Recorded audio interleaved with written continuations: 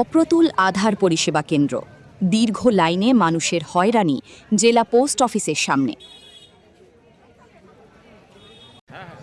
জলপাইগুড়ি জেলা পোস্ট অফিসে ফের আধার পরিষেবা ঘিরে উপচে পড়ল ভিড়। শনিবার ভোর থেকেই আধার কার্ড সংক্রান্ত কাজের কুপন সংগ্রহ করতে জেলার বিভিন্ন প্রান্ত থেকে মানুষ লাইনে দাঁড়ান। সরকারি বিভিন্ন পরিষেবায় আধার কার্ড বাধ্যতামূলক হওয়ায় এই ভিড় আরও বেড়েছে বলে মনে করছেন সাধারণ মানুষ। শনিবার সূর্য ওঠার আগেই জলপাইগুড়ি জেলা পোস্ট অফিস চত্বরে দীর্ঘ লাইনের ছবি ধরা পড়ে।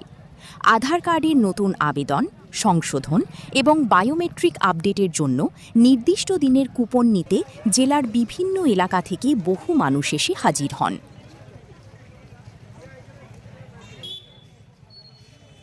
বর্তমানে সরকারি নানা প্রকল্পের সুবিধা, ব্যাংকিং পরিষেবা, শিক্ষা, সামাজিক সুরক্ষা প্রকল্প থেকে শুরু করে একাধিক সরকারি কাজে আধার কার্ড কার্যত অপরিহার্য হয়ে উঠেছে। ফলে নির্দিষ্ট দিনে কুপন বিতরণের খবর পেলেই ভোর থেকে পোস্ট অফিসের সামনে ভিড় জমে যায়।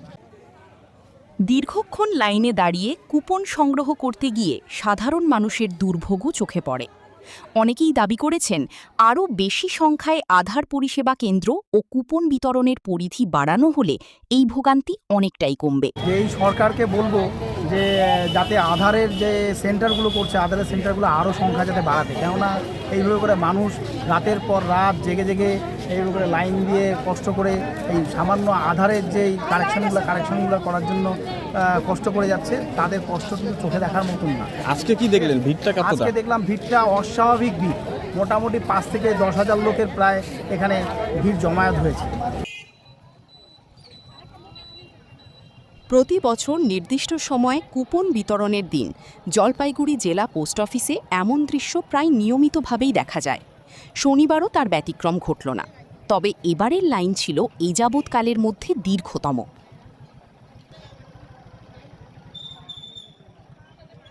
সরকারি পরিষেবায় আধারের গুরুত্ব যত বাড়ছে, ততই বাড়ছে আধার সংক্রান্ত পরিষেবার চাহিদা। আর সেই চাহিদার চাপ সামলাতে ভবিষ্যতে আরও বেশি পরিষেবা কেন্দ্র ও কুপনের সংখ্যা বাড়ানোর দাবি তুলছেন সাধারণ মানুষ।